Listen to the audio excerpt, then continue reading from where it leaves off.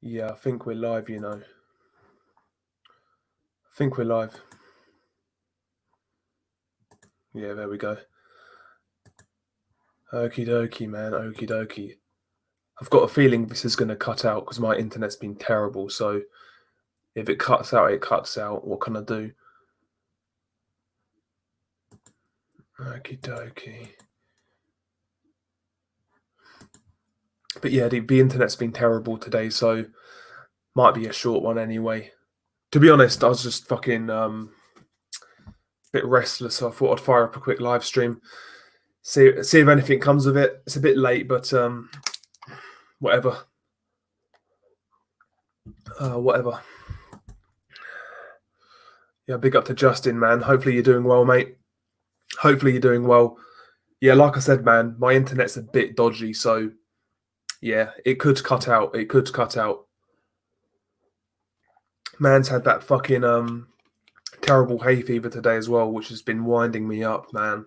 Honestly, doing my fucking head in. Seriously. Yeah, big up to Big Dan, man. Hopefully you're doing well. Hopefully you're keeping well, brother.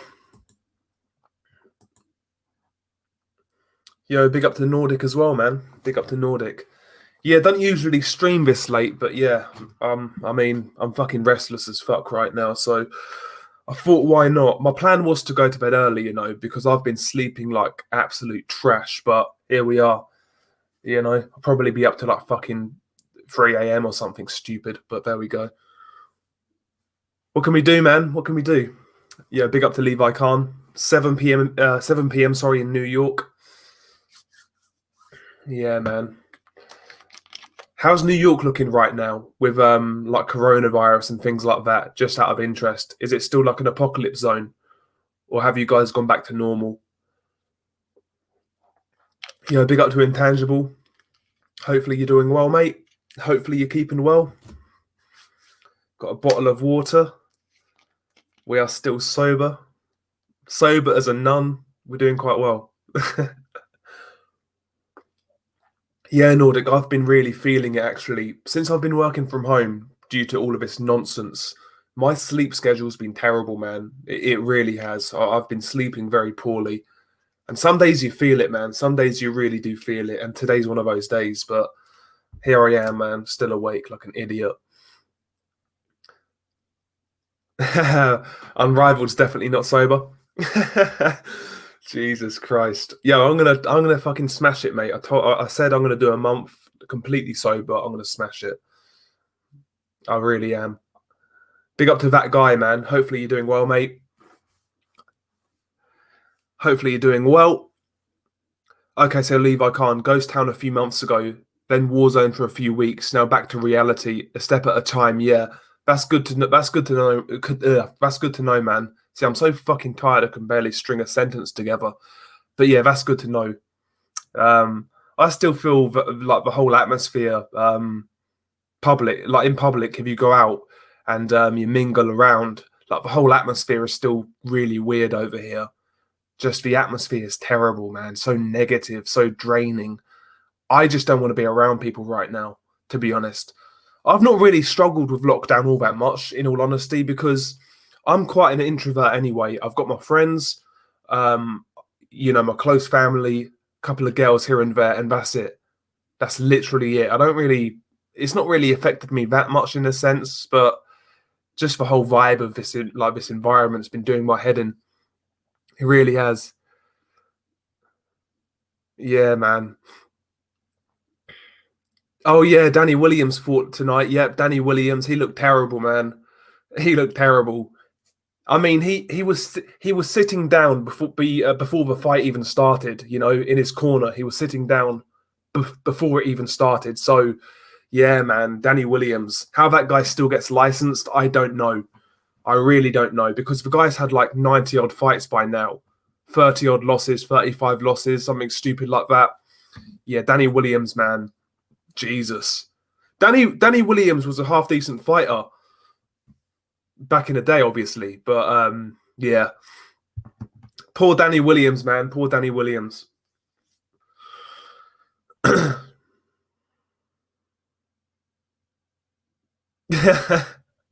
No, Nordic, that's jokes. uh, Jesus. Oh, that's good, intangible. Yes, getting back to normal there. That's good. That's good. We're starting getting news about new regulations coming in regards to how many people you can have over your house. I think it's going to be a 6-person, yeah, a 6-person max gathering from Monday onwards. So that's depressing. So yeah, because we're having rises in cases apparently over here. So yeah, they're going to start implementing some more draconian rules, I guess. But it is what it is. It is what it is. Yo, big up to the Troll Network, by the way.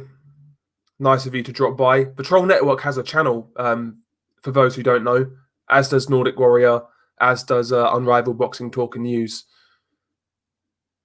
Oh no, I've not seen that, Nordic Warrior. I've not seen that, but I can imagine it's an embarrassment.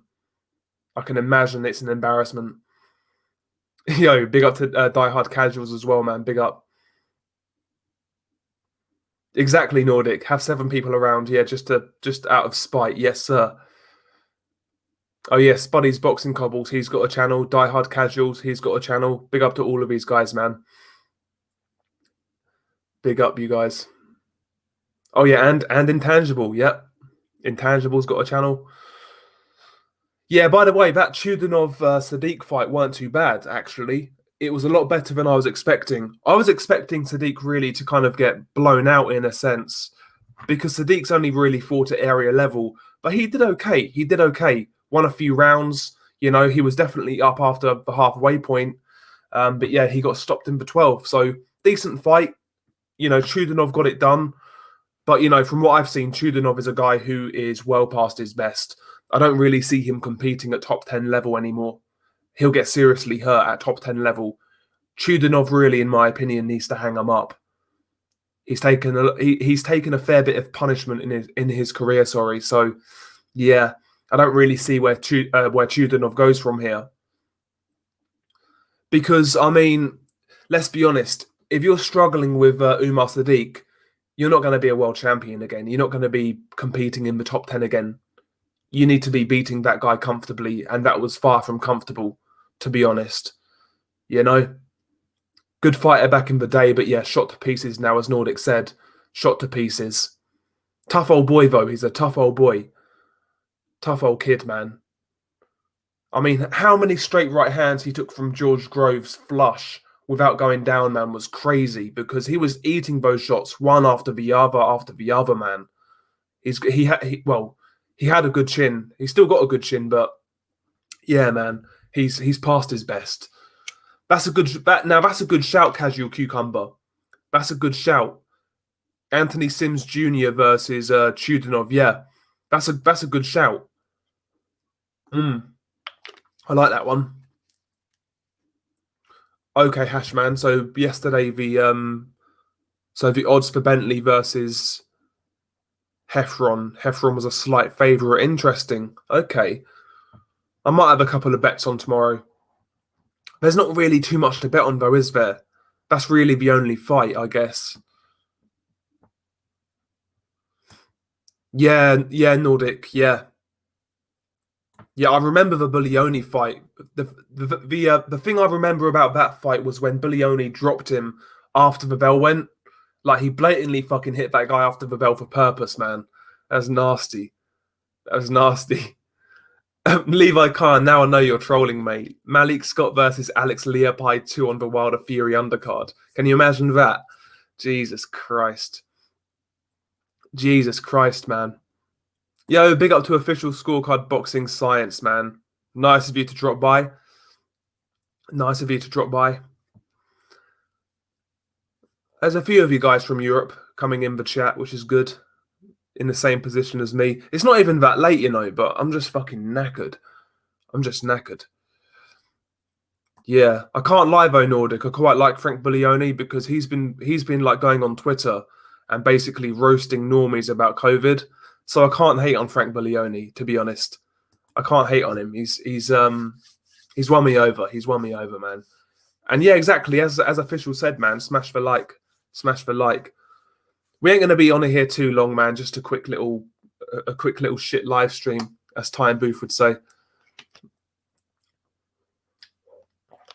Oh no, Casual Cucumber. No, I haven't, mate. I've not seen these ordered fights by the British Boxing Board of Control. Is it recent? Have they recently been ordered? Because I've not seen anything of these. Let me have a look on Twitter.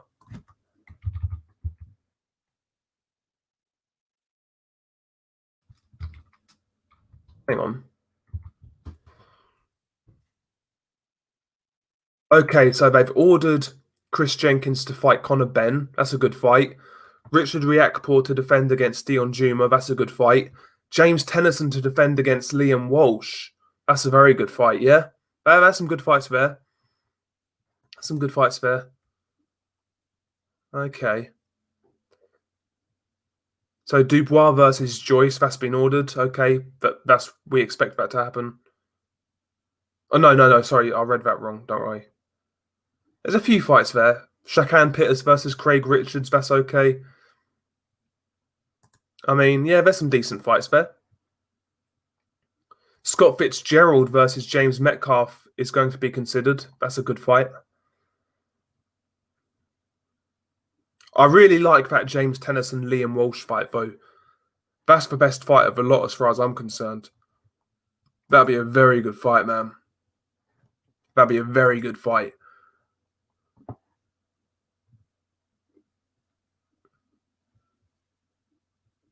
Frank Buglioni treated female boxers really bad, then became female himself. Maybe he wanted to be abused. Do you mean Frank Maloney? Do you mean the Troll Network? When did Frank Buglioni turn into a woman? Fuck. Jesus. I must have missed that one. I reckon, yeah, Dominic, I think Everton will come about 7th, to be honest. I reckon about 7th. Maybe 6th if you're lucky. But I reckon about 7th. So you made some good signings, though. Some solid signings. Have you seen the light flyweight Rodriguez on Herring's card? No, I've not seen him yet, official. I've been hearing a lot about him, though. Heard a lot of hype last weekend. I've still not, to be honest, official, apart from Jared Anderson, I've not seen anything of that card. Seen absolutely nothing. And I'm not going to watch the main event. I ain't going to watch that shit. But I will watch Rodriguez at some point. I've marked him out to watch. Yeah, big up to Jim McDonald's corner. Hopefully you're doing well, mate. Hopefully you're doing well. Yeah, man. Yeah, Tennyson is always fun to watch. No doubt. No doubt, man. No doubt. Tennyson versus Liam Walsh is a really, really good fight, mate. That's a really good fight. That's going to be violent. That's a sick fight. Roy Cropper's been pounding Kelly Maloney. Fuck's sake. Yeah. Roy Cropper's hard as nails, man. That guy's chin, looks like Marius Wax. That guy could take a fucking right hand from a prime Mike Tyson, and he'll still be standing. Christ. Does Nathan Gorman become an Uber driver if he loses to Latte? Potentially. I mean, you've got to be back in Latte with that beard, you know. One of the best beards in boxing right now. That's a good little fight, though. It's a good little fight. Good little fight, man. Hashman, I favour Pitters, to be honest. Too long, too rangy, too awkward. Richards is okay, but like he's very rudimentary and basic, man. I think Pitters can just mess him around, keep him at range, and win on points. You know, Pitters is just really awkward, mate. Just really awkward. And really fucking tall, man.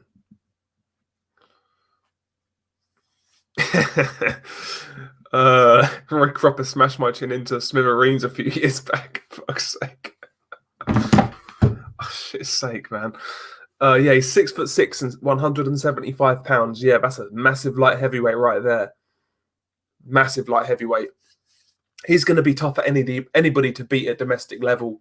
Shakan Pitters. I think he beats all of those guys like, you know, Richards and the Sugdens of the world. He's too good for those guys. The likes of a Yard and a Buatsi, they'll be too much, though. Those guys are too good for Pitters. Yeah, big up to Official, man, for that, for his new podcast, Official and Corruption in Boxing. But those two guys have got a great podcast going. They're in my latest shout out video, so check those guys out, man. The Coupe de Trois of boxing. Excellent name. Excellent name. Yeah, I know what you mean, Hashman Boxing. If Liam Walsh can kind of get back to his old form, he's definitely got a very good chance against James Tennyson.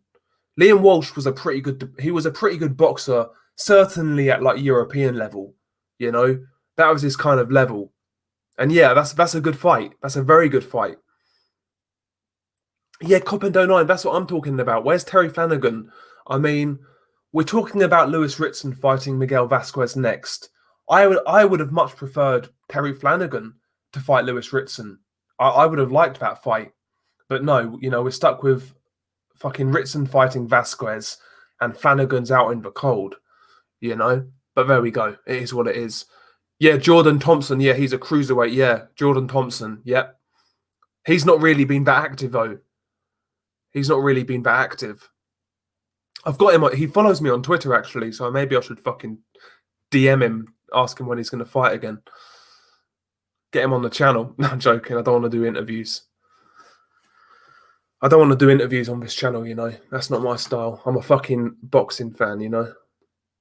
Unless it's somebody like I really fucking admire or respect, I would never want to do an interview. And even then, I probably wouldn't. Fuck that shit, man. I don't want to be like Kugan Cassius.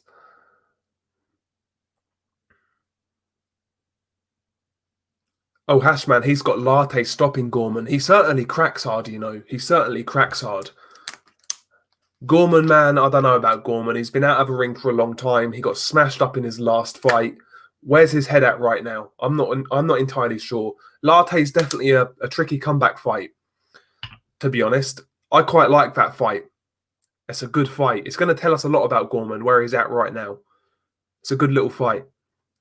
Disappointed that fight got pushed back, to be honest, because, you know, the card tomorrow night, headlined by Anthony Yarde versus Dex Spellman. I like Anthony Yarde, to be honest, but that's not a competitive fight. And we've said this far too many times about Anthony Yarde now. I mean, that fight does nothing for him, in my opinion. I do like the Heffron-Bentley fight, though. That's going to be pure violence. That could be fight of the year. That could be domestic fight of the year. Heffron versus Bentley. I'm definitely going to watch that one. I'm going out tomorrow to watch the football, but hopefully I'll be back in time to watch that fight because that's going to be pure violence. I can't see that being boring, to be honest. I really can't. Can't see that one being boring. Fuck's sake, Nordic.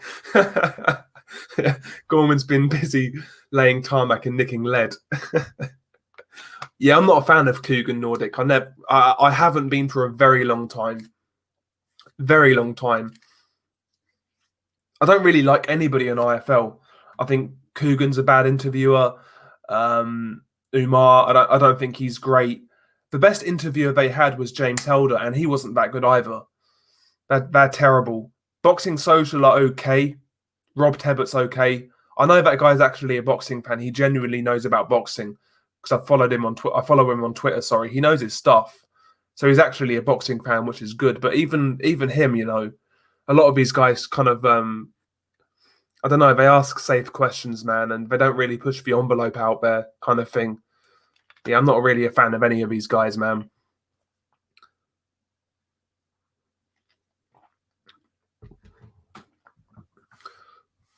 Yeah, that's true, Nordic. Yeah, that is true. Kovalev did demolish Yarde. I mean, Yarde had one good round in round 8, basically. He had one really good round, and that was really it. Apart from that, he was getting picked off, systematically getting outboxed and broken down. And obviously, then he got stopped. That body jab, the body jab from Kovalev was the key punch that night, man. Yarde never had an answer for it throughout, man. Never had an answer for it. But yeah, I think he's got talent, Anthony Yarde. I think with the right trainer, you know, with the right people around him, he could go a fair way. But I don't trust that Tunde Ajayi, man. I really don't trust that guy. With that guy, I don't think he's going to fulfill anything, to be honest. Yeah, I would like to see Yarde move and go to a different trainer to try and make the most of his raw potential, because that's what Yarde is. He's got raw potential. He can hit pretty hard. He's got fairly quick hands. Big guy for the weight. Can do a few things well. He needs a change of scenery, maybe. I'm not convinced by Tunde. I'm really not. Could be wrong though. Maybe Yard's going to develop into a world level fighter, but I don't see it with Tunde right now. Personally, I don't see it, man. The Troll Network, he says, bring back wingy boxing. Wingy boxing. See, I can't fucking read tonight, man. Die Hard Casuals. Tunde should be selling cars. Yeah, man. He answers every single question like a politician, you know. He never answers a question with a straight answer. Never. Never, man. I'd be raging if I fucking interviewed that guy. He'd wind me up, honestly. Do you know what else winds me up? Fucking really winds me up about Tunde is how he giggles like at every question. It's so fucking annoying, man. Jesus, so annoying. Tunde's old Gil from The Simpsons. Fuck's sake. Oh shit. Big Dan, Yard's going to become the undisputed heavyweight world champion. Jesus. See, that's another thing with Anthony Yard. He's a massive, massive light heavyweight, but when he goes to cruiserweight, he's not going to be all that big. And cruiserweight is full of killers, man. So if Yard's going to become a world champion, it has to be at light heavyweight. And obviously, light heavyweight's not exactly a cakewalk, is it? When you've got the likes of Bivol, Beterbiev, Joe Smith knocking about, you know? It's not exactly a cakewalk. Yeah, imagine him and Eubank Senior in a room. Do you know what, though? I can stomach Eubank Senior. I can stomach Eubank Senior. I genuinely find him entertaining. Tunde just winds me up, man. Honestly, he just winds me up. Oh shit. Oh really, Nordic? I'm not surprised. Channel 4 censored the Simpsons episode where Homer buys a gun. The only episode I liked. Yeah, I liked that. I remember that episode actually, Nordic. I used to love that one as a kid, and also I loved the one where Homer become a boxer. That was fucking hilarious, man. But yeah, The Simpsons now is terrible, honestly. Garbage. Absolute garbage. Yeah, Eubank is kind of funny. He's funny to me as well, official. And I'll tell you what, as fruity as he sounds, like the guy was a fucking genuine tough guy, man. He was really tough. Very good chin. Hard bastard, man. Really was. Tough guy. Yeah, big up to John Gonzalez, by the way. Nice of you to drop by, son. Nice of you to drop by. Always like a bit of John Gonzalez in the chat. Keeping things in order. We know how it is. Oh, yeah, the one where Homer joined the Stonecutters. Yeah, man. I remember that one as well. Fuck, I've not seen The Simpsons in like I've probably not seen a Simpsons episode in like 10 years, maybe. It's been that long. 10, 12 years. Something stupid like that. Yeah, Eubank versus Collins one was a very good fight. Yeah, Nordic, it really was, man. Eubank Collins won. Eubank versus Ben, obviously, first fight. Eubank Watson 2. Like the Watson 2 fight, man. Eubank was getting pieced up. He was getting outboxed. He was getting outworked. He was getting outfought. He was losing that fight clearly. And in the 12th round, man, that uppercut just changed things forever. That was a brutal finish, man. Like, we had some great fights at 160 and 168 in the 90s. Ben versus McClellan. Nigel Benn was my favourite of a lot. That guy was just a proper soldier.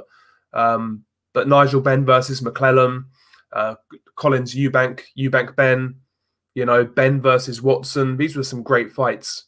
Some very good fights, man. Excellent fucking fights. Now, much appreciated, man, John Gonzalez. Much appreciated. Wasn't really sure about this one because it's very late. Well, it's late over here, and a lot of my audience tend to be from the UK. A lot of the regular guys are anyway. I know Levi's out there in New York, and you're out there in America as well. But most people tend to be from the UK, or that's what I assume anyway. I assume that. Yeah, Nigel Benn was a great fighter, man, no doubt. They don't make guys like Nigel Benn, Steve Collins anymore, though. There's very few of these guys around these days. Very few of those sort of guys around. Which is a shame, but there we go. Yeah, Mo Sizlak carrying Homer into the... Yeah. Yeah, the fucking hell, man. Yeah, all of those guys were pretty tough though, man. Eubank, Ben, Collins, all of those guys were tough, man. Like when Eubank went up to cruiserweight and he fought Kell Thompson and he got absolutely fucking battered, man. And he took his beating. So fair play to the guy. And he got fucked up by Joe Calzaghe as well towards the end. And yeah, man, took the beatings. That's what it's all about, you know. Sometimes in life, you know, we've all been in fights where we know we can't win, you know, and you get your fucking shit, you get your fucking head kicked in. We've all been there, and you got to take it, man. You got to take it. At least you can look yourself in the mirror, knowing that you went in there, you tried. Yeah, you got your ass kicked, but it is what it is. Like at least you can look in the mirror. Could you look in the mirror if you kind of backed out or ran away? No, you'd see a pussy, wouldn't you? Do you know what I mean? So I kind of admire that sort of behaviour when a guy knows they're in a fight, they can't win, and they still continue on with it, kind of thing. Like Eubank said that about Joe Calzaghe. He said, I think he said like after the first round, he realised it was a fight he couldn't win, kind of thing. But he's stuck in there, man. That's what it's all about. That's what it's all about, man. You got to take your beatings as well. That's life, and that's life in general, isn't it? Sometimes we get into scenarios in life where we know the outcome's not going to be good, no matter what the outcome is. But you got to keep on soldiering away, and you got to push through it. That's life. It's not just a fight, you know. That's life as well. But there we go. It's too late to get philosophical. Fuck's sake. Exactly, Die Hard. Yeah, exactly, Die Hard. Roll with the punches. 100%. 100%. Boxing brains. Now, this is interesting. Adonis Stevenson's power is way more than Kovalev's, in my opinion. Don't you think, pound for pound, big puncher? Yeah, Stevenson definitely hit really hard. The thing is with Stevenson, it was really only in his left hand. Kovalev, in my opinion, was he was more of a two-handed puncher. We've seen the guy knock people out with a left jab and a straight right hand, etc. Kovalev was heavy-handed in both hands, but I do think Adonis Stevenson's straight left was more than likely a more powerful punch than anything Kovalev had. But there we go, just my opinion. I think the fight itself would have been 50-50, prime for prime. It would have been 50-50. Yeah, exactly, Nordic. Yeah, Stevenson was one-handed. Yeah, one-dimensional kind of thing. Yeah, Kovalev in his prime was a very good technician, Colin. Yeah. Yeah, 1-2 feint, soft 1-2 into a power jab. Yeah, man. Yeah, the thing is with Stevenson, though, I don't know whether you've sparred some of these guys before. Like, you sometimes you'll spar like a short guy, yeah, and he's got some retarded arm length, and you think you're out of range, and then you'll get clipped. That's what Stevenson's like, because he wasn't the biggest light heavyweight in terms of height, but Stevenson had a really, really long arm length, and he used to catch a lot of people's unaware. They thought they was out of range, then he would crack them with a straight left. You know, he was a very awkward fighter, man. When you thought you was out of range, you'd get tagged, kind of thing. He was an awkward guy, very dangerous fighter. Very dangerous fighter. By the way, I do think he would have beaten Carl Froch. I know Copendo9 is alluding to that fight. I think he would have beaten Carl Froch. I think Carl Froch would have come in too square on. You know, he would have walked into that straight left hand and probably got knocked out. You know, I think he could have knocked out Carl Froch. But you never know. If Carl Froch could take that power early on, make it a dogfight, who knows? Maybe he could stop Adonis. Who knows? Would have been a very good fight, though, wouldn't it? Carl Froch versus Adonis. That'd have been a sick fight. Would Jim McDonald's corner? Would there ever be a more deadlier? Oh fuck! My fucking screen went off. Got to read this again. Would there ever be a more deadlier fighter than Harold Shipman's jab combined with Adam Smith's resume? Fuck's sake, man. Yeah, Adam Smith is deadly, mate. Adam Smith is deadly. His sleight of hand, you know, very deadly. But yeah, Harold Shipman's jab, definitely up there with one of the best punches in boxing. Lethal, mate. Lethal. Got like 78 bodies on that jab's resume. It's insane. Exactly, Coppens. Yeah, like the guy had crazy long arms for a shortish guy. Yeah. And he actually had a pretty good understanding of distance, Adonis Stevenson. He knew when he was in range, and he knew when you wasn't in range, kind of thing. He had a good understanding of distance. He was a smarter fighter than people gave him credit for, in my opinion. And as much as I disliked the guy, because I couldn't stand Adonis Stevenson, I really couldn't. I couldn't stand him. I couldn't stand his fans. But I always felt that Adonis Stevenson was a wasted talent because he won the WBC in 2013. He beat Dawson, good win.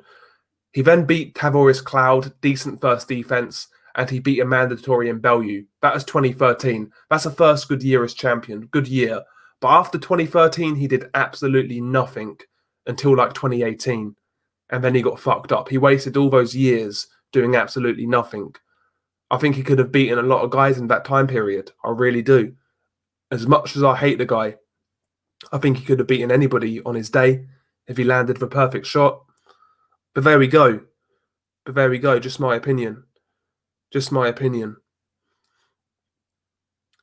Again, I'm not one of these people, I can dislike somebody, but if I genuinely think they could beat people, or if I genuinely think they're good, I'll say so. I hate Adonis Stevenson. I really do, but he was a very good fighter. He was a very good fighter. Yeah, that would have been a good fight, Nordic. It would have been a good fight. Yeah, and exactly, John Gonzalez. If anybody knocks out Tony Bellew, I'm going to be supporting him. You could fucking resurrect Ted Bundy, and if that guy knocked out fucking Tony Bellew, I'll be a massive Ted Bundy fan. I'm a Ted Bundy fan anyway. What can I say? No, I'm joking. But yeah, that was jokes, man. When Bellew's head went rocking back, man, and he done like the Bambi leg dance, hilarious. And Tony Bellew, man, he acted like a complete prick before that fight in the way, like at the weigh-in, like getting up to Stevenson saying he's going to do this, do that. I'm going to die in the ring, mate. The guy fucking fought on the back foot, doing absolutely nothing. Then he got cleaned out. That's a joke, man. I was glad that Adonis knocked him out straight up. Fucking muppet, man. Absolute fucking muppet. Tony Bellew. Fuck's sake, Colin. Jesus Christ. Tony Bellew still couldn't beat a half six Stevenson today. I can't even read that, bro. Fuck's sake. Jesus.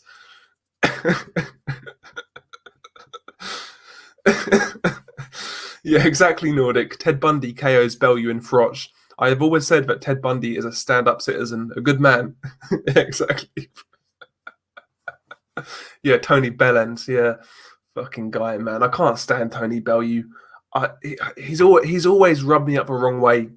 You know when sometimes you just have a sense for like sussing out fake people. Like Tony Bellew's energy is so fucking fake, man. The guy's a joker, man. Absolute joker. I'm my own man. I'm this. I'm that. Mate, you fucking suck. Basically, you're a whore for Matchroom. You don't have any of your own opinions. You toe the company line. You're a disgrace. Absolute disgrace, man. Christ. Yeah, Die Hard, I noticed that as well. My man literally changed his name to fucking Anthony. I swear down, his name is Tony, and he changed his name to Anthony. The guy is a stan, like a serious stan. If I was Joshua, yeah, I wouldn't have Tony Bellew anywhere near me. Nowhere fucking near me. I wouldn't trust the guy. Fucking weirdo, man. Honestly. I wouldn't trust that guy, man. I'd be fucking wary if I was Joshua, honestly.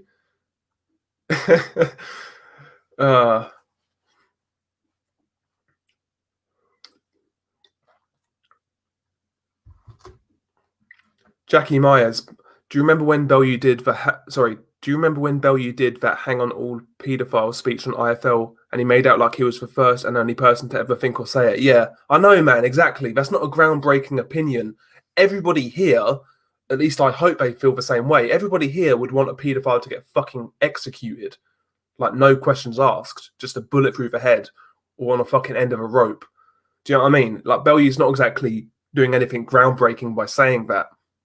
Any normal human being would say the same thing. Any normal person would say the same thing, man. Yeah, that's one thing I will give him credit for, Hashman. Yeah, I will give him credit for that win. Yeah, he beat Makabu, who's turned out to be a pretty good cruiserweight, to be fair. So that was a good win. That was a good win. And even Masternak, sorry, he's a good cruiserweight. He's not a bad fighter. He's not a bad fighter. John Gonzalez, that made me fucking chuckle. Bellew was talking about himself when he made that speech. Fuck's sake. He was talking about Adam Smith. That's libel, isn't it? That's libel. There we go. What can we do? I've said it now. Yeah, I agree, Hashman. Yeah.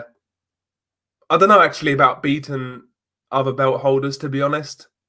I'm not entirely sure. But yeah, I do agree. He should have moved up earlier. Yeah, I agree. I do agree with that. Yeah. Yeah, I recall that, Nordic, when Cleverly and Froch, there was talks about that fight at one point. Yeah, and Froch didn't really want it. Yeah, I never rated Cleverly though, to be honest. I never rated Cleverly. There was at the time, yeah. Do you remember when people were trying to say this guy was the new Joe Calzaghe, and basically they marketed they marketed Kovalev to be Cleverly's Jeff Lacey. That's the angle they was going for. And then fucking Cleverly got absolutely battered, man. He got absolutely battered. I couldn't believe it, because Cleverly Kovalev, I got that fight at evens. I got Kovalev at evens to win that fight. I couldn't believe it. I was so sure Kovalev was going to win, and he fucked him up. I was fucking ecstatic. Yeah, no, Hashman, I swear to God, yeah. Back then, when Cleverly was unbeaten, so many people were comparing this guy to Calzaghe. They were saying, oh, this guy's output's like Calzaghe, his hand speed, his combinations. He was getting compared to Calzaghe. He really was. He was getting compared to Calzaghe. And yeah, Kovalev was supposed to be his Jeff Lacey. And it never worked out that way. He got absolutely leveled. Yeah, man. They even had Joe Calzaghe there at that fight to kind of support Cleverly. They even had Joe Calzaghe there.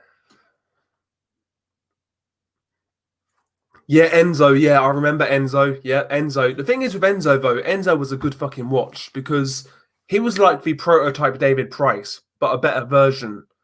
Like he could really punch. He was really heavy-handed. But if you tap that guy on the chin, he's going to sleep. Honestly, like if you tapped him on the chin, he's going to get knocked out. Yo, big up to Apology Man. Nice of you to drop by, brother. Nice of you to drop by. Hopefully you're keeping well. Oh yeah, Jackie, mate. Jackie, honestly, that was one of the most embarrassing sights in a British boxing ring.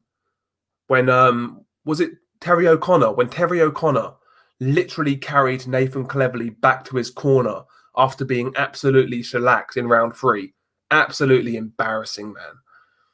Jesus Christ. Oh, Nordic. I will never forgive Jurgen Bremer. Oh, sorry. Yeah, I'll never forgive Jurgen Bremer for that fight. Never. Jurgen Bremer is just dead to me, mate, honestly. And I liked Jurgen Bremer. I thought he was a really good boxer, but yeah, I can't forgive that shit. I can't forgive it. Oh, yeah, Team Pricey all day, John. Yeah, I'll watch David Price till the cows come home. That guy, listen, no matter what you say about Pricey, that guy is one of the most entertaining fighters in boxing. The guy either gets knocked out or he knocks you out. He turns his fucking promoters into trannies. I mean, what this guy, man, David Price is a fucking legend. Like some of his post-fight interviews, like the Tony Thompson post-fight interview came from David Price getting knocked out.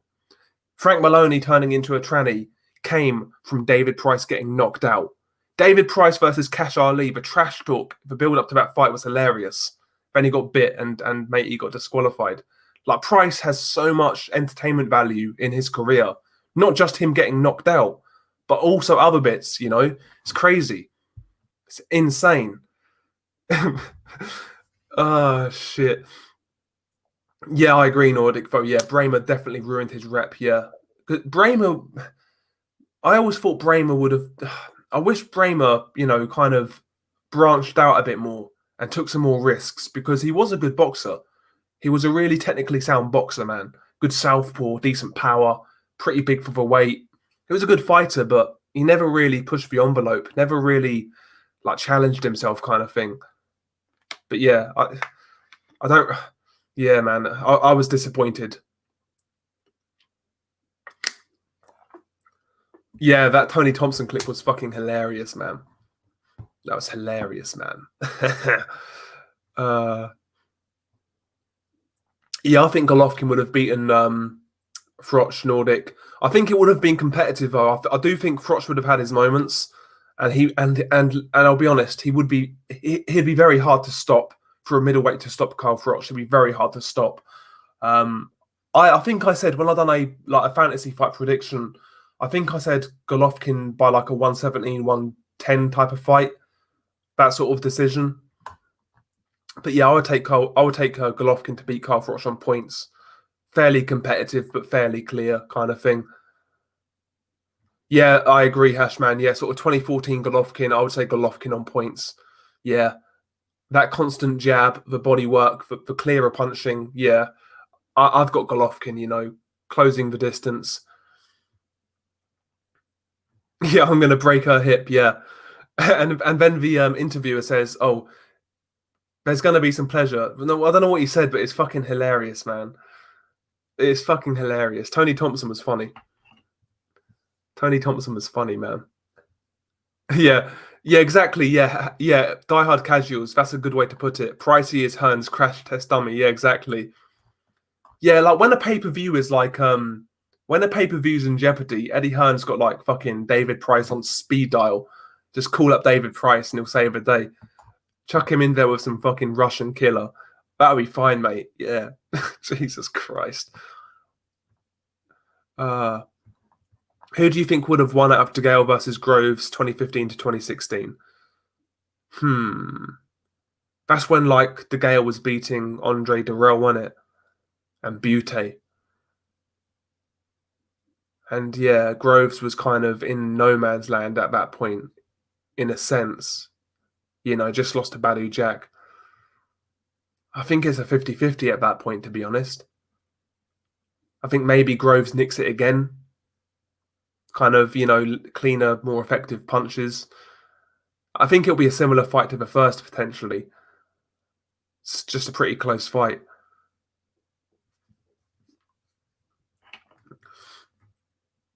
Yeah, there's going to be some pain too, yeah. Fuck's sake. Tony Thompson, man. That's one of those interviews you hear like once every 4 years, man. Just one of those standout interviews. Jokes, man. It's great.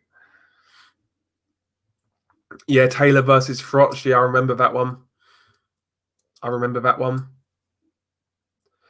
James Degale, man, was so hot and cold. He was so hot and cold. Like his injuries really kind of took their toll. And James Degale was like never this technician. He was just super awkward. Like his punch technique was so fucking weird, man. He slapped with a lot of shots, James Degale. And yeah, his style wasn't particularly great to watch. But yeah, he was pretty effective to a point, James Degale. He was all right. I respected that the guy actually went abroad and fought some good guys, to be fair. Like just, he'd fight anybody, James Degale. So I'll give him that credit. Yeah, he sat on the ropes way too much, diehard casuals. Yeah, he did. Yeah, he sat on the ropes way too much.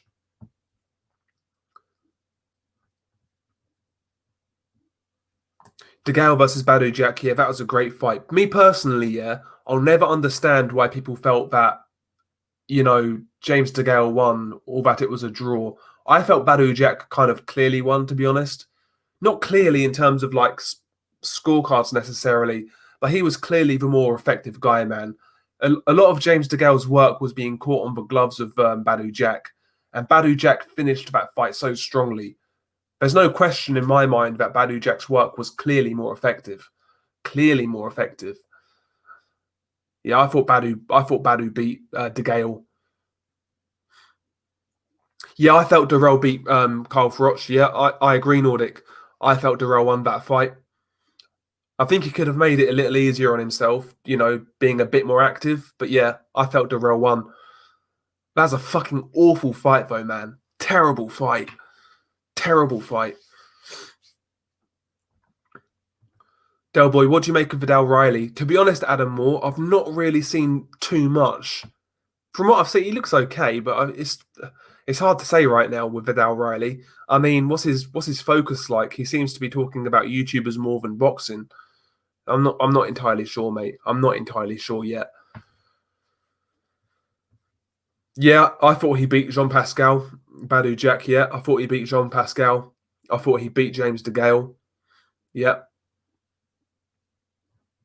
Yeah, I was kind of the same, Mr. E. I was kind of the same on James Degale. Yeah, kind of hard to watch, awkward. Yeah, never knew what to make of him. Yeah. Yeah. You picked Darrell to win that fight, yeah. I don't think I even saw that fight live, Nordic. I don't think I saw that fight live. I'm sure I didn't. I probably didn't, you know. I don't think I saw it live. For some reason I never watched it. And I watched it like a couple of years later. But yeah, that fight was horrible, man. That's a horrible fight. Yeah, I see that. I see that, Levi. Yeah, Yildirim Alvarez ordered by the WBC. What a fucking joke. What a joke.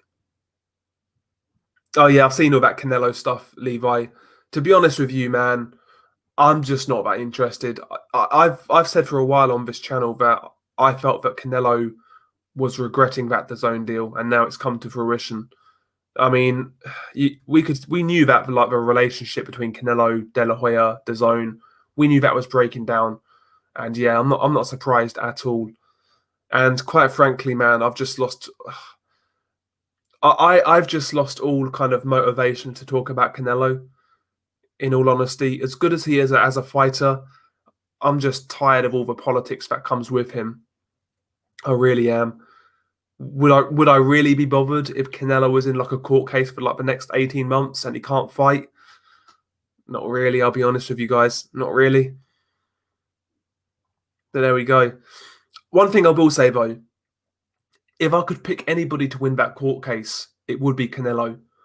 Nothing would make me happier to see De La Hoya banished from this sport. I cannot stand Oscar De La Hoya. That guy is a creepy fucking degenerate, honestly. I wouldn't trust Oscar De La Hoya. I really wouldn't. I'm surprised Canelo hasn't fucked him off already. I really am surprised. You know, I wouldn't want to be associated with Oscar De La Hoya right now. I really wouldn't, man. This is not Oscar De La Hoya from 15 years ago. This guy's a creep, man, honestly. The guy's a creep. And he can't be trusted to run fighters' careers. We've seen that, yeah, when he fucking lost half of his stable to Al Heyman because the guy was drugged up and went to rehab. Then his stable got stole. That was his fault. The guy can't be trusted with anything. De La Hoya is a scumbag, honestly. I can't stand De La Hoya. And I don't like Canelo that much, to be honest, but I'd rather Canelo win that lawsuit. Can't stand De La Hoya.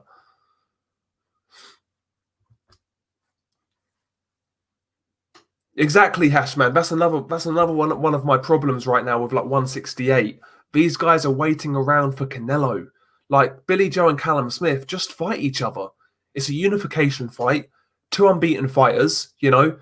It'll do a decent number, I would imagine, on pay-per-view. It's a very good fight. And the winner of that fight, their profile is raised to the point where maybe they're more attractive for Canelo as, you know, they'll be more considered for a Canelo fight, the winner of that fight. So, yeah, just make fucking Billy Joe versus Callum Smith. Make Benavidez versus Caleb Plant. These sort of fights need to happen at 168.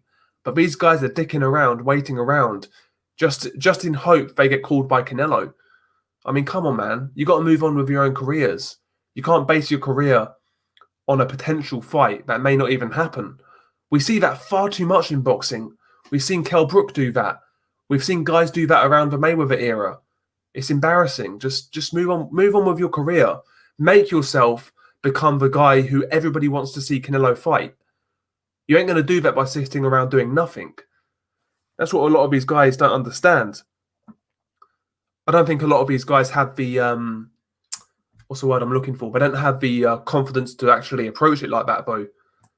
They don't want to go out there and do work to get that fight. They'd rather just like get the call and that's it. But yeah, you need to make people want to see that fight. That's what I'd be thinking if I was a fighter. oh, I'm not a premier opponent right now, but once I've beaten fucking Billy Joe, once I've beaten Benavidez, then I'll be a premier opponent when I've got 3 or 4 titles. But there we go, you know. Boxing doesn't work like that, unfortunately. A lot of these guys are just, I don't know. I don't know, man.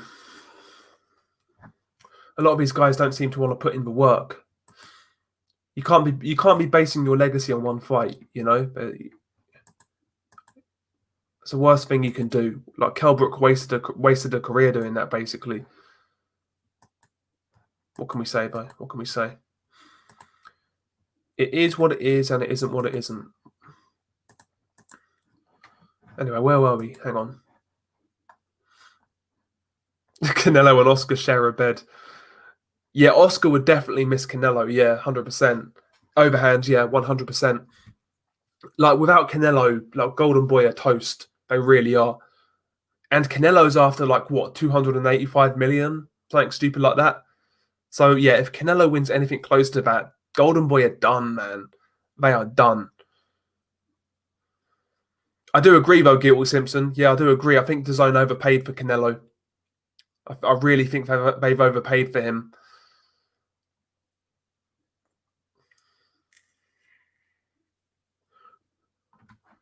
I wouldn't be surprised, Hashman. I wouldn't be surprised. If I see Charlo knocking out Derevyanchenko, I think it's going to be that uppercut. That uppercut is a deadly shot from Charlo. It really is, man. The thing with Charlo at 160, he's nowhere near as dynamic as he was at 154. At 154, the guy was setting his shots up a lot better, you know, feinting, drawing people in. He was just a lot more effective with the way he was landing those power shots. At 160, he just seems so predictable. And I think that's the reason guys like Brandon Adams went the distance, because these guys were seeing the shots coming. You know, Charlo wasn't really changing it up like he was at 154. So, yeah, in this fight with Derevyanchenko, he needs to be a bit more dynamic, you know, throw some feints, work behind that jab, try and draw Derevyanchenko in, throw some combinations. Needs to be a bit more dynamic. If he does that and catches Derevyanchenko with a shot he doesn't see, yeah, he could knock him out, or at least drop him. At least drop him. But I've got a feeling that fight's going to be very controversial. I think Charlo's going to win like a controversial decision, like maybe a majority decision, something like that. I'm kind of over Canelo overhand. I'm kind of over him right now. You know. Yeah, I agree. Apology. I always felt that Kell Brook was one of the most wasted talents this country's ever seen in terms of boxing. Kell Brook was a very good technician, great straight puncher, great counter puncher, excellent jab, understanding of range, good feet. You know, respectable power. Brook was a very good boxer, but the guy never lived for life. Never lived for life. He never has in his whole career, man. Never has.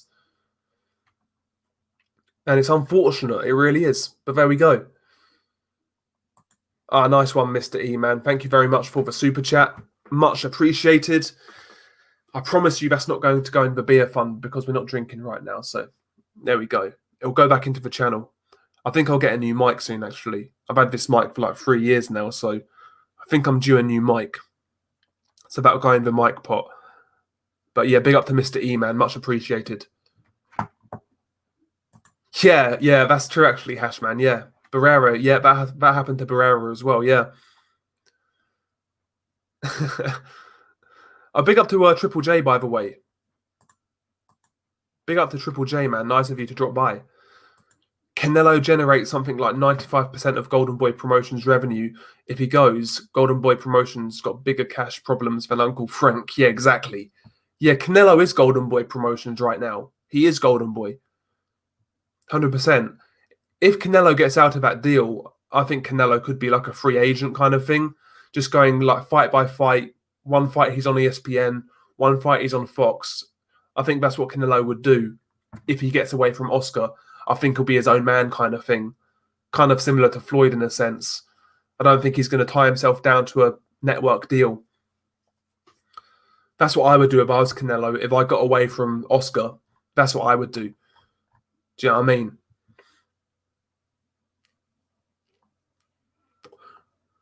But yeah, Canelo's a weird one for me because I went from when the guy first come on the scene, I recognised that he was a very talented fighter, but I didn't like him how he was kind of propped up in the rankings. He was basically gifted the WBC 154-pound title against Matthew Hatton, who was a welterweight. So he was gifted that title. He fought a load of stiffs basically, and yeah, I was really kind of anti Canelo at that point. But then Canelo fought Austin Trout, and at that time, Golden Boy Promotions were saying to Canelo, "Don't take that fight. We don't want that fight," and he still took it. So yeah, I liked Canelo then when he was taking that fight with Trout and Lara. Yeah, because Golden Boy didn't want those fights, and Canelo took them. So I liked him then, but yeah, he's I don't know, man. Too much politics. Yeah, 1 second. I'm going to get a glass of water.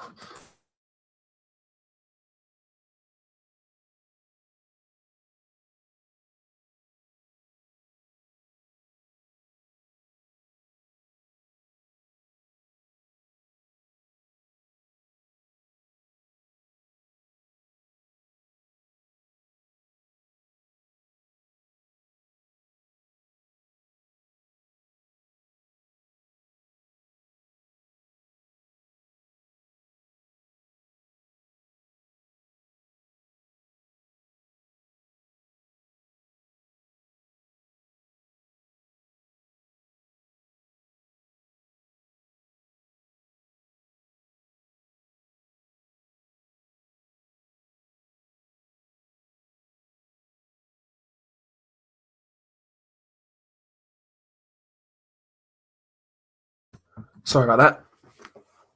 Anyway, where were we?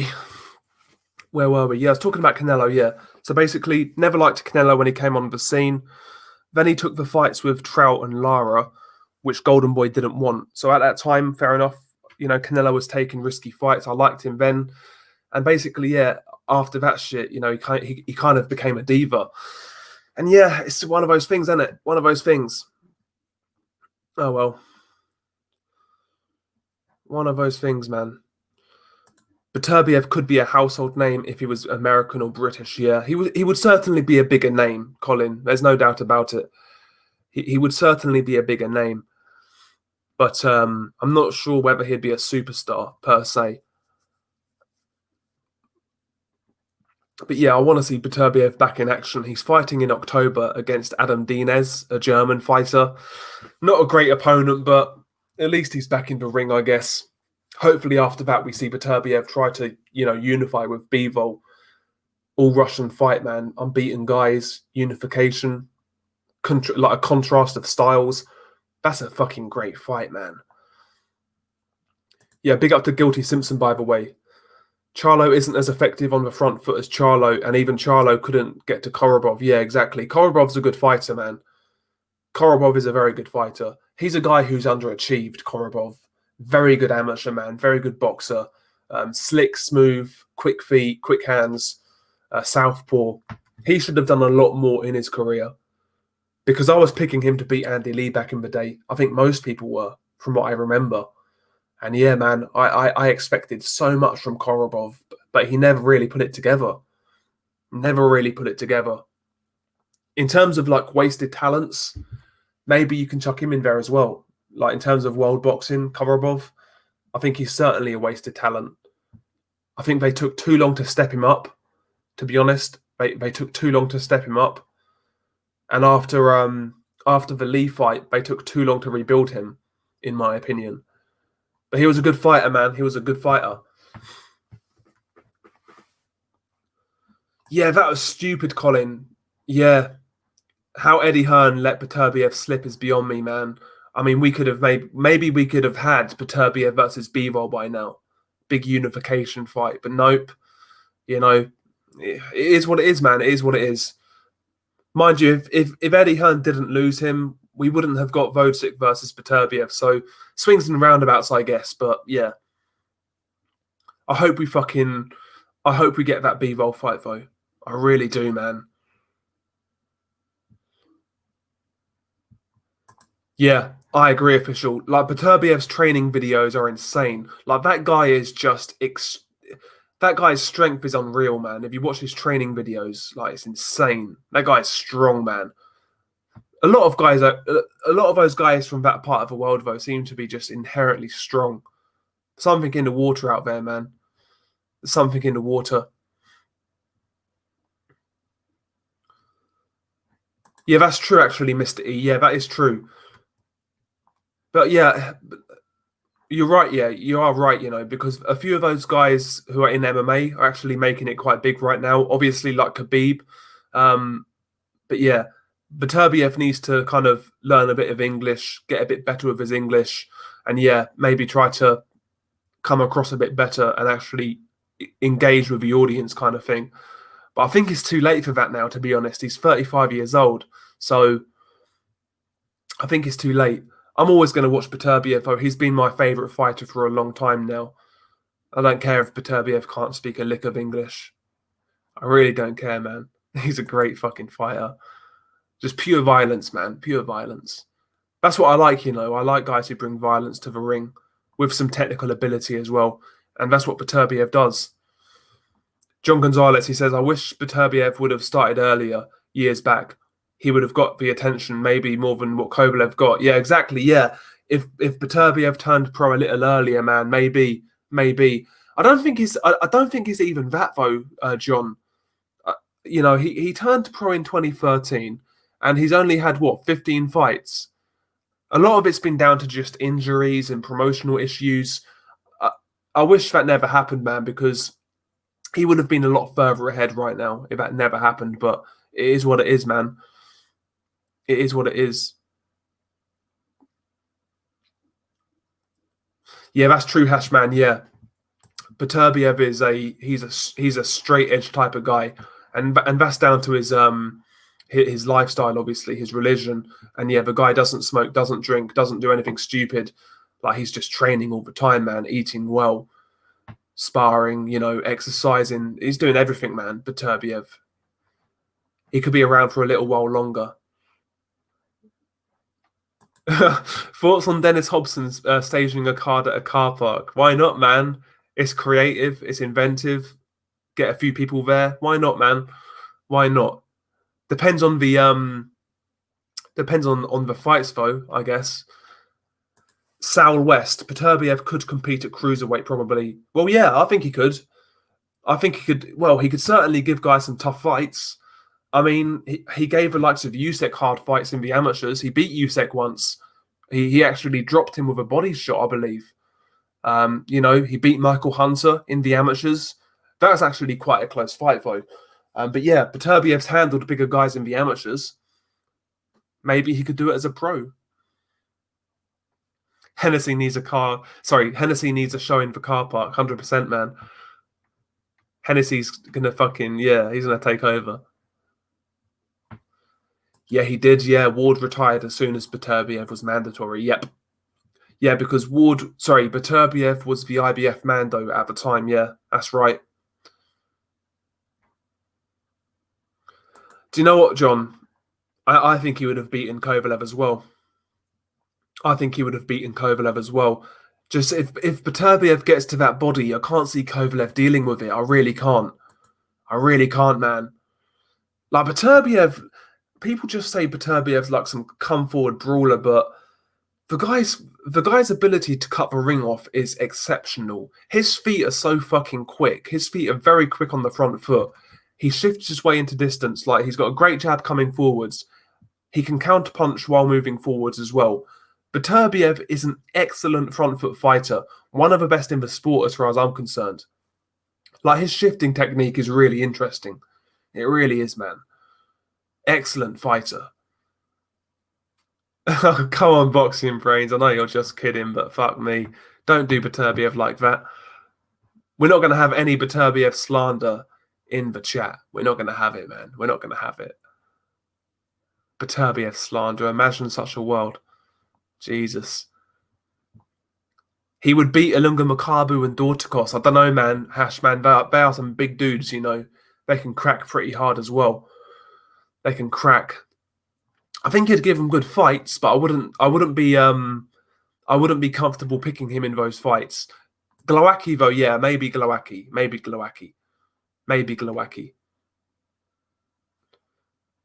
Hashman, he's not feeling a Cole. He's not feeling a Cole, sorry.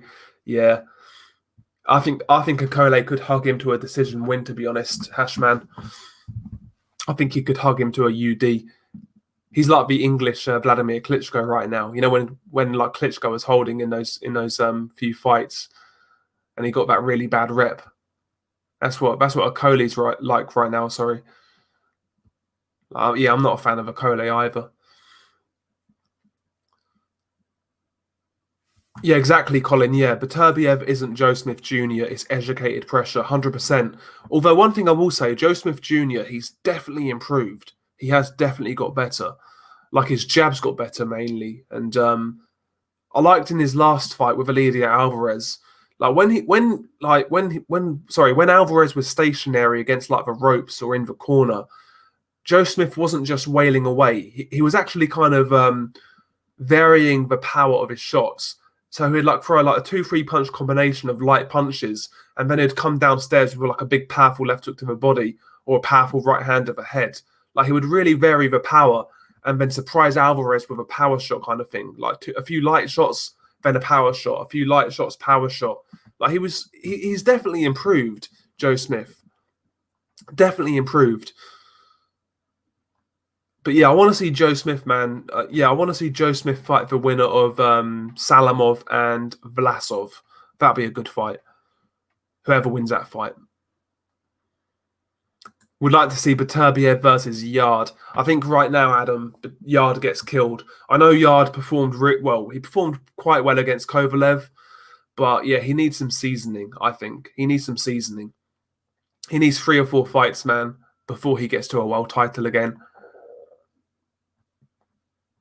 Oh, yeah, but Dorticos is a big fucking lump, no doubt about it. He's a big fucking lump. Yeah, Joe Smith, man. I like Joe Smith as well, Colin. I like Joe Smith. Yeah, Yard might seriously get fucked up, John.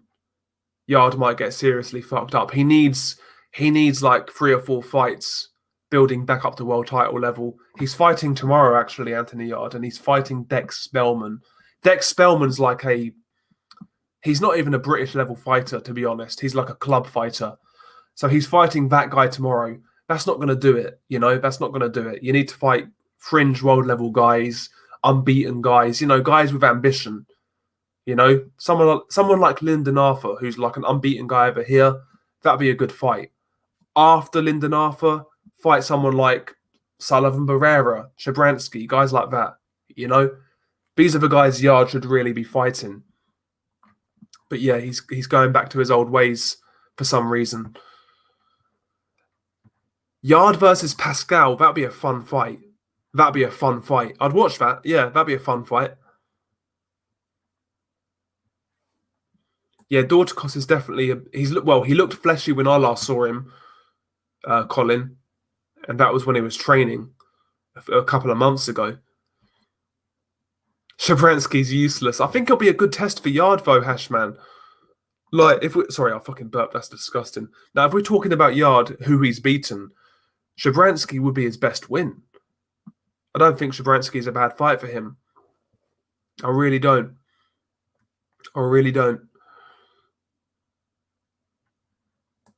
Yeah, I think it's at the BT bubble overhand. I'm not sure where it's located though, but yeah, random location. Yeah, like Anthony Yard. Yeah, he fought in Spain last time against like some absolute no hoper. Embarrassing. Absolutely embarrassing. Yeah, a lot of people felt Shabransky was going to do something. Yeah, a lot of people did because he was a big guy for the weight class. He could hit hard. A lot of people thought he was going to go a long way, but who exposed him? That was Barrera, wasn't it? Yeah, Barrera beat him up. Barrera fucked him up, you know. Yeah, yeah. Hot Rod was a pretty good boxer. Kind of like a long type of guy. Good jab, good straight right hand. Done the basics well. Decent power. Yeah, I thought Hot Rod beat Marcus Brown all those years ago, man. I thought Kaladzic got robbed in that fight. Yeah, and his career never really got going. It was stop, start. And yeah, he was never really given a push in his career, unfortunately, because he was a pretty decent boxer.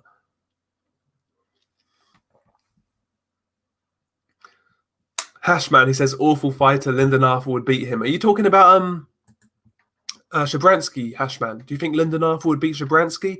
I'm not sure, I'm not sure about that. I'm not sure. I think Yard would definitely beat Shabransky. Yeah, Yard would, but I'm not sure about Lyndon Arthur. How good is Gilberto Ramirez? I always used to rate Ramirez higher than most people did. Like a tall, was he like 6'2", 6'3", southpaw, does the basics extremely well. Nice tight high guard, decent understanding of range, good jab, good straight punches. He's a solid technical boxer. I think he's pretty good. I don't think anybody's really going to blast this guy away, even at 175. I think he's going to be a good contender at 175. Maybe he could even pick up a belt. I think he's a decent fighter, just not active enough, Again, how many times do we say that about these modern fighters? Not active enough. That's Ramirez's problem right now. But I think he's a good fighter. I think he's a good boxer. I rate him more than most. I really do. But you got to show me something at the same time, and he showed me absolutely nothing. So I can't really get too high on him, to be honest. But I would like to see him fight again. Honestly, I mean, he's wasted so much time. I wouldn't mind seeing him fight Kovalev. Just dig Kovalev back up, get him back down to 175, have him fight Gilberto Ramirez. That'd be a decent fight. Kovalev is pretty past it now, but, it's a good name for Ramirez. Maybe Ramirez could win. Who knows? Who the fuck knows? Yeah, exactly, overhand. Ramirez is like 45-0 without a name on his resume. Yeah, best name on his resume is like a shot Arthur Abraham and Jesse Hart twice. They're his best wins. They're his best wins, man. Yeah, I've seen Levi Khan. I've seen contrasting reports on Kovalev going to cruiserweight. I heard recently that he's gone against that idea and he's going to move back down to 175. That's what I've heard recently, but I'm not sure how true that is. Maybe he's still going to go to cruiserweight. By the way, Kovalev at cruiserweight is going to get fucked up. He's going to get fucked up.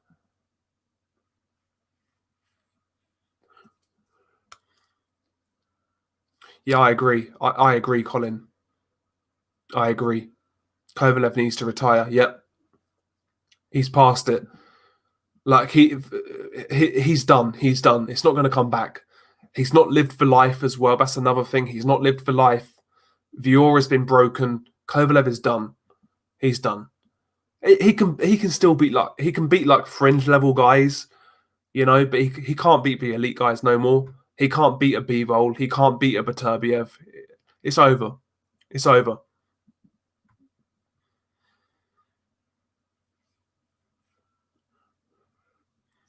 Yeah, exactly, Colin. Yeah.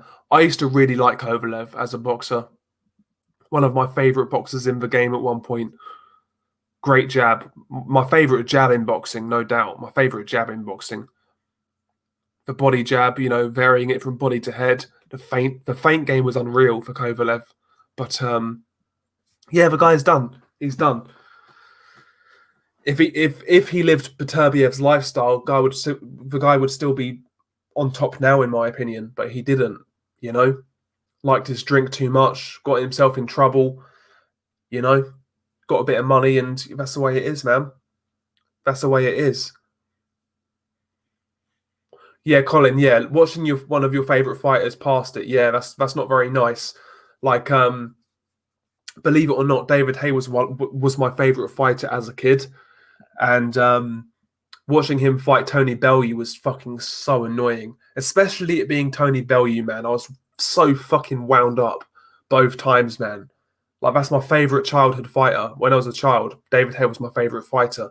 And seeing Tony Bellew, of all people, smack this guy around like a cheap whore, I was seething. Honestly, I was fuming. So fucking wound up. Jesus Christ. I was raging, honestly. I couldn't fucking believe it.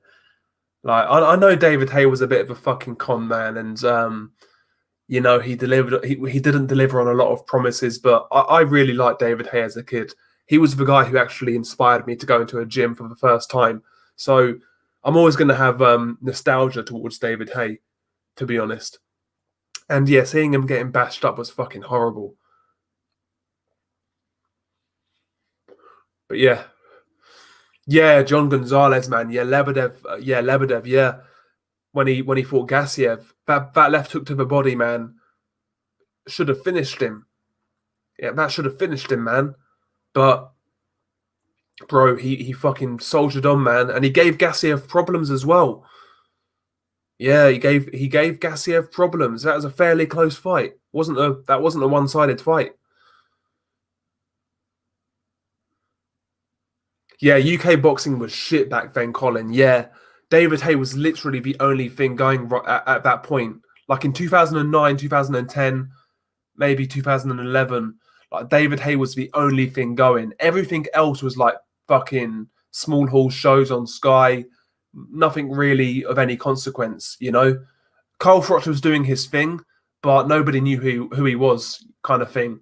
And it was just David Haye carrying the flag. Yeah, man. Yeah. And after that Vladimir Klitschko fight, boxing really was in a bad way in the UK. It really was, man. For about a year or so, boxing was in a bad way because that fight done a lot of damage. That took pay-per-view. Yeah, it was Klitschko versus Haye. That took pay-per-view off Sky for a while, kind of thing. But yeah, but regardless of all that, I used to like. I like David Haye, man. I like David Haye. Good fighter. I wish he stayed at cruiserweight though, because he could have had some great fights, man. Thomas Adamek, Steve Cunningham, Wolodarczyk, all of these guys, man. They would have made for some great fights.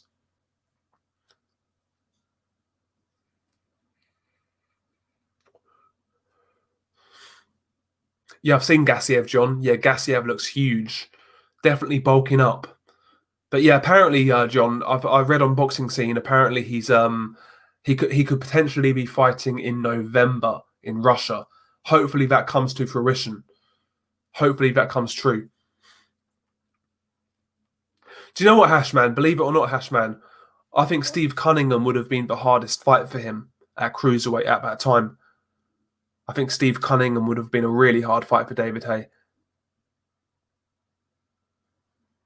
Prime Haye versus Prime AJ.